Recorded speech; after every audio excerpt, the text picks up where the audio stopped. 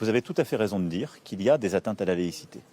Nous sommes lucides, nous les regardons en face, mais la volonté du gouvernement et de moi-même, et ce qu'a rappelé à juste titre le ministre, c'est que l'école dans notre pays est laïque, gratuite et obligatoire. Mais elle est laïque. Parce que c'est la condition même qui rend possible la citoyenneté.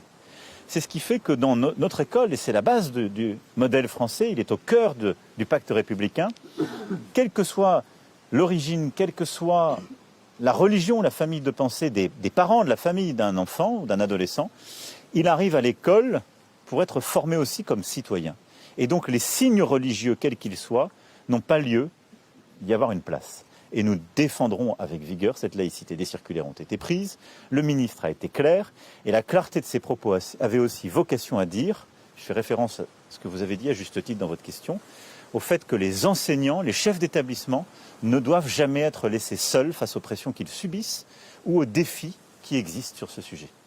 Ils ont raison de défendre la laïcité, nous devons les soutenir quand ils sont menacés, bousculés. Il n'y a pas d'interdit quand on évoque les principes de la République qui doivent être pas simplement défendus, mais enseignés dans notre école. Et nous serons intraitables sur ce sujet, et avec le pragmatisme qui doit à chaque fois accompagner la détermination, au-delà des mots, nous mènerons les actions. Et dans les lycées ou les collèges qui sont les plus sensibles, des personnels spécifiques seront détachés aux côtés des chefs d'établissement et des enseignants pour les soutenir et pour engager aussi un dialogue nécessaire avec les familles et les élèves. Mais on ne laissera rien passer. À la rentrée, je vais être franc avec vous, on sait qu'il y aura des cas. Parce qu'on sait qu'il y aura les uns par négligence peut-être, mais enfin beaucoup pour essayer de défier le système républicain. Nous devons être intraitables. Simplement, les hussards de la République, celles et ceux qui sont au front, ce sont les enseignants. On ne doit jamais laisser s'installer l'idée qu'ils seraient seuls ou qu'ils doivent céder à une pression.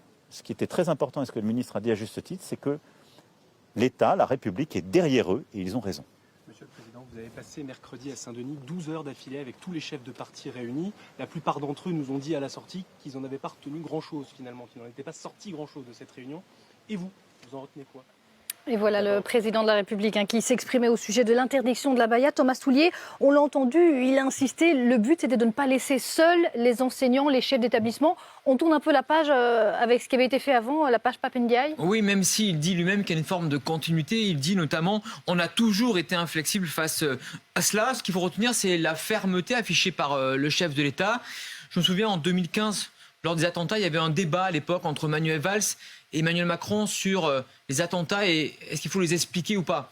Manuel Valls dit surtout pas, il faut rester inflexible. Lui, Emmanuel Macron a eu des propos à l'époque polémiques en disant que oui, on pouvait aussi expliquer pourquoi certains Français en venaient à de tels actes horribles et odieux.